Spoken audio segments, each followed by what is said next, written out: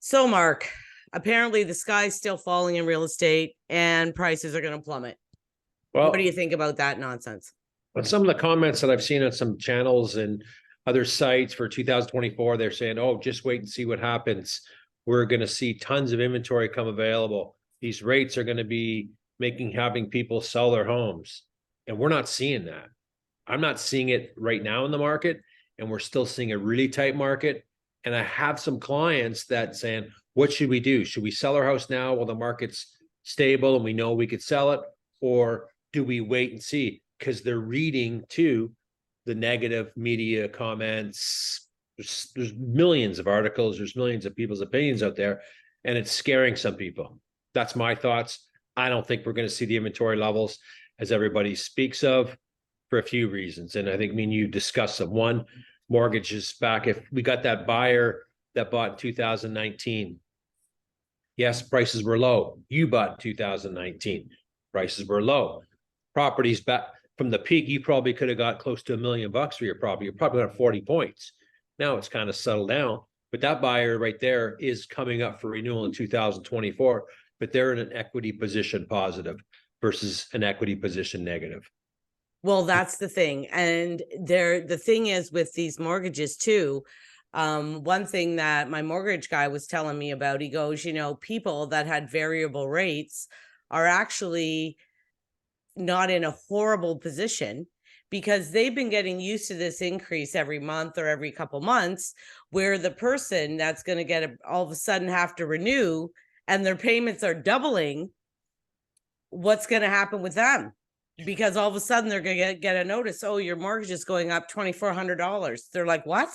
I can't pay that. No, and I know some folks that bought in, I think 2021, time they got finished a new build, and they're paying on a $655,000 mortgage. I think with taxes in, there's $2,400 a month. They're sitting large right now, right? They're in a great position, but they haven't felt all these payments. What's going to happen if we sustain these rates for time, which I really don't think we will, but let's just go on the assumption that they may be higher for longer periods. Is the affordability going to be there for that buyer that's maybe got 20% equity position in their homes? I don't know, but that's 2 years away. Well, the thing is, and this is the other thing, is that everybody's rotating at a different time, right? Correct. Some people took 3 years, some people took 4 years, some people took 5 years, some people are on variable rates, so it doesn't even matter. So right. Like it's not like you're going to see all of a sudden everybody's in this shithole all at the same time. That's not going to happen. But a lot of the public think that though, right? We're seeing that from comments. I don't think nothing's going to happen. I still think the inventory's slow and going to remain low for a while, probably until, if we see a rate decrease, we're not going to next year. I think we need to see the economy slip down a little bit before we see that. But you and I both know when we see interest rates go down, real estate assets go up. More demand is going to pile in. Yeah, I read that Barb Cochran or whatever from Shark Tank, the article yesterday, where she's saying that as soon as interest rates start going down, she thinks that real estate's in a bottleneck right now. Everybody's just doing nothing. Everybody's just sitting here. Yeah. She's predicting that house prices are going to go up 20%, that there's going to be this huge rush of demand. Well, and inventory is still going to be low. It's not going to be huge. Right. And, some articles that I previously read over the last year and a half talked about in 2025, we will surpass the peak of 2022. Right. As, probably that time rates will go down. Maybe the feds will get rid of the stress test. I don't know. Maybe amortizations will increase, make it easier to get into home ownership. I don't know. Immigration, we've always talked about how much immigration is coming into this country, and a lot of them going to Ontario, at least 50% of them. I don't know where they're going to live or where they're going to rent. Well, the other thing is, if these forecasters are right and these prices are going to go up, then people should be bloody buying now. Well, I agree. And how many times have we've had clients in the past, right, that now's the time to by, and then they look at us with the deer in the headlights. Bottom line, I really feel that people follow the herd, right? Yeah, they do. In, great, we're going to rush in now. Everyone's, and they don't care. They just keep, okay, well, this is the price. Okay, well, what do I need to go in at? Because I know there's going to be 6 offers. And then now, back even maybe more last year, where we couldn't get that buyer to buy. We got that buyer to buy this year on some of our clients and prospects. Last year was a tough year to convince them. That was the year they should have bought. Yeah, I know. Last July was like the perfect storm because interest rates were low. Yep. And house prices had dropped. Yep. So it was like the perfect little time to do it, right? And I couldn't, my buyers, some of them are buying now that wouldn't buy last year at this time. They wouldn't. No. And I'm going to talk about first time buyers for a sec, not long though, but you know, that buyer has been squeezed out, double digits going down and down each year. That's such a small percentage of our market. And when we see these negative comments come into on our sites and social media platforms, oh, the bottom's going to fall out and everyone's going to have to sell. To your point a couple minutes ago, well, they've had to qualify for a stress test. They're not in bad shape. Can they weather a storm if the rates go up, depending on the product? Time will tell, but we're not seeing any ripple effects now, a surge of inventory to affect pricing. We're seeing the opposite, where we really don't think, I think we're underestimating demand out there right now. I really do. If we saw good product that people want, I think it gets snatched up quickly. Well, it does. That's what I'm seeing. Like if it's good and it's priced right, it goes pretty fast. Yeah, it does. And the pricing's key, right? I mean, we've seen it creep up for certain neighborhoods that are in demand, certain property types, certain price points, still holding off on offers, still bidding wars. That hasn't changed all year. Well, it's funny. I had an investor client call me today about selling his duplex. And I said, well, this is the worst time to sell a duplex because they don't cash flow. Investors aren't buying. So that avenue's gone. And I said to him, the thing is, if these experts are right, prices are going to go up. Yep. So why would you try to sell it now? It's cash flowing for him. Absolutely. Because he bought it years and years ago. So it cash flows for him. Hold it. I wonder if he got rid of the tenants, that would make it better for him, where maybe 2 families can buy, go in on that property.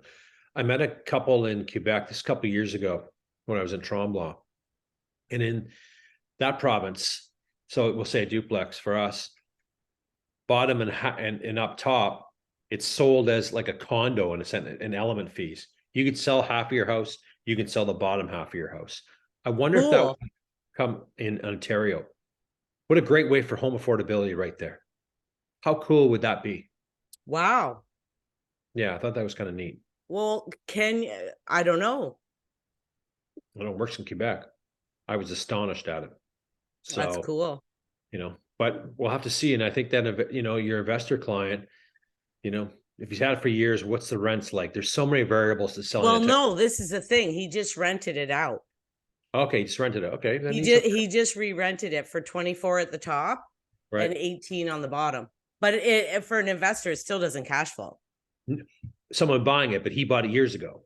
Oh yeah, for him it does. He's okay. Yeah. I told him, I said, I don't know if this is the time to sell it, because he also has tenants in it. So we're going to have to reduce it like crazy. Oh, 100%. Because it's still not going to cash flow. It's not. Right? It's not going to. No. Unless you put 40% down, yes, but no investor likes putting down 40 points. They like 20 points. This isn't the market for that type of property. No. And we see it, right? Yeah.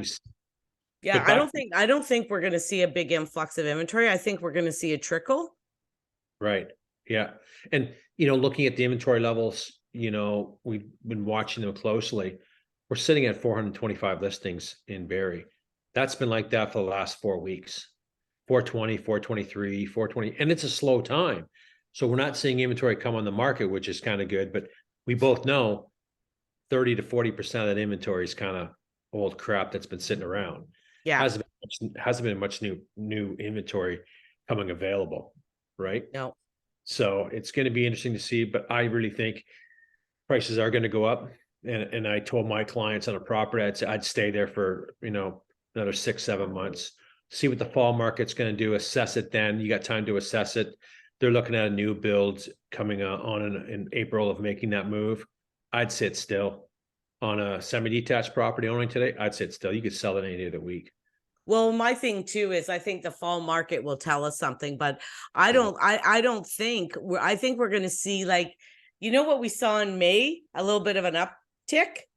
Yes. I think we're going to see the same thing in September, October, a little bit of an uptick, and then November, December is going to die like it is now. Yeah, but see, November is usually pretty good. I find November a strong month. If there's at the beginning, but usually by the end, it goes to hell. Yeah, as soon as that first snowfall kind of comes into play, things get a little quiet, and people getting back to Christmas parties, socials, and stuff like that, preoccupied, things slow down then too. But I think I'll be interested. Okay, want to do any comments? Any comments come across? Give a like, give a subscribe. We'd love to hear some feedback as well.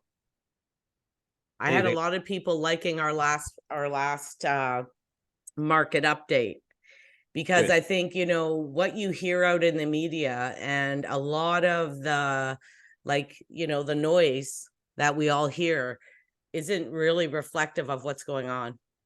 It's not. It's just not. When we're seeing retail sales go up, we're seeing spending going up, we're seeing corporations reporting earnings going up, more profitable.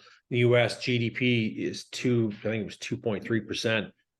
Where's the recession? Where's the slowdown? And listen, it makes zero sense. In all these years we've been licensed, 14, 15 years almost. Yep. How many times have we been told the market's going to crash? All the time. All the time. Has it ever? No. Is there little ups and downs? Yes. 100%. 100%. Is there a total crash? No. The Bank of Canada isn't going to allow that, because, they've insured all these mortgages. The government owns, what's it called? CMHC. At their back. So they've insured all these mortgages. They have all this money in all these houses. How can they afford to let the market go totally crash? They'd have to pay out the banks. People would be walking away. You'd be walking away. And I think back, when I was a young kid, back in the 70s, I guess, late 70s, when inflation was through the moon. I remember going to my parents, why did so-and-so leave that nice house and move to the piece of crap on the street, two streets over? Well, we knew the inflation with the rates were so high. Here's your keys back. We're leaving the castle and we're going to settle for something less. I don't think that's ever going to happen again. That's just I don't think we're going to see. My first house, interest rates were 12%. 12%. Insane. I don't think we're going to see that. We're never going to see that. What the feds are going to do in September, if they're going to do another increase. I don't think so. If we continue to see some lower inflation numbers, there's no reason to slow down this economy, because they have to play both sides of the fence. It can't just on inflation only. It has to be fiscal and monetary policy. It just can't be